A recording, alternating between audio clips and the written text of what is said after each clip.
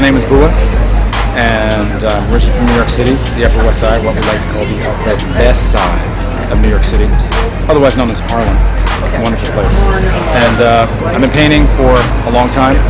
You might know me from my commercial work way back in the days, Slum Village, Video Tainted, Quad City DJs, record cover,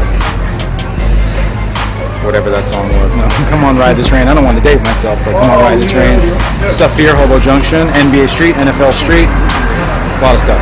But I'm mostly known for my fine art prints, the DJ being one of the best-selling posters in the history of posters, and I think the best-selling poster of our generation.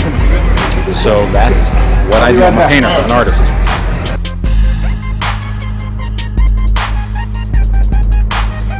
I always challenge myself to go to new heights, and I just really feel like I want to get better. So over the years, I train myself to get better. I teach at USC. I get very influenced by my students because my students are very good, and I like to challenge myself and take on new things, new compositions, new color schemes. Always trying to really take it to that next level, because I feel like if I don't, then it's static, and I don't like static. I want to always kind of reach for the stars.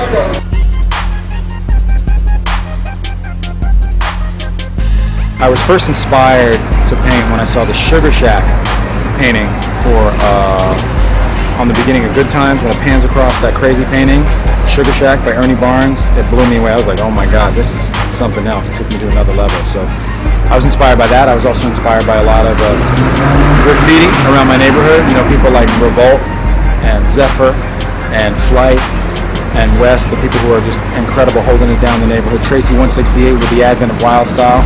And classical painting, Rembrandt, Titian, Raphael, Michelangelo, Rubens is the people that I love. So inspired by a world of art.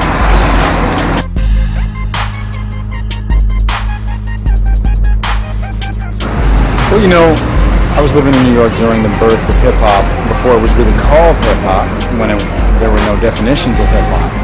And there was a lot of socio-political strife going on in the city, riots, blackouts, fires, and hip-hop was kind of a reaction to all of that, and a positive reaction, where people said, we're not going to deal with this anymore. We're going to do stuff that's really positive. We're going to make a change. We're going to start, writing, graffiti, making art, breaking, doing poetry, which is basically emceeing back in the days, and dancing. And thus the 5 elements of hip-hop, or the 4 elements of hip-hop, depending on what your mindset is.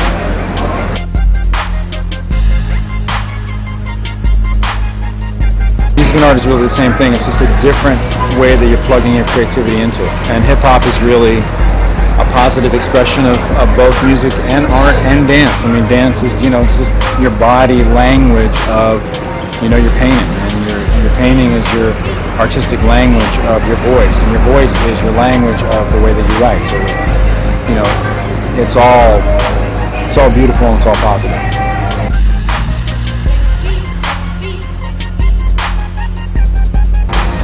Lately, I've been listening to a lot of Michael Jackson. Yeah. A lot of Michael Jackson. I listen to everybody: Kanye, Busta, old school people like Run DMC, Fearless 4, Fantastic 5, Jay-Z, a lot of Jay-Z, Dre.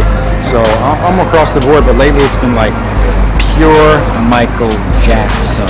In fact, my name is Michael Justin because I just gave birth to this Michael Jackson painting, and when you give birth to a painting like this, of this magnitude, you become the painting. So I kind of had to really engulf into the music and really just get under it, get deep into it. And so I got deep into Michael and I birthed it, so my name is Michael Justin today.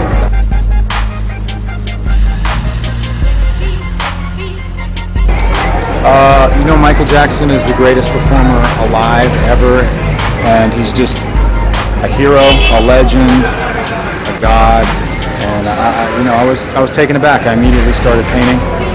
That was the way that I expressed myself. That's the way I expressed my emotions. And I think we lost, the greatest. I mean, you have to think about a man who was sitting there as a child with people like James Brown and Smokey, learning from the greatest, and then studying with dancers like Popping Pete, Popping Taco, taking real street culture to the stage. So you'll never have anyone like that again. And he was a virtuoso in terms of his talent. He was just unbelievable, unreal. shout out to Stash Magazine, the greatest, dopest, flyest, illest, most. You see that? That's the most incredible magazine on the planet.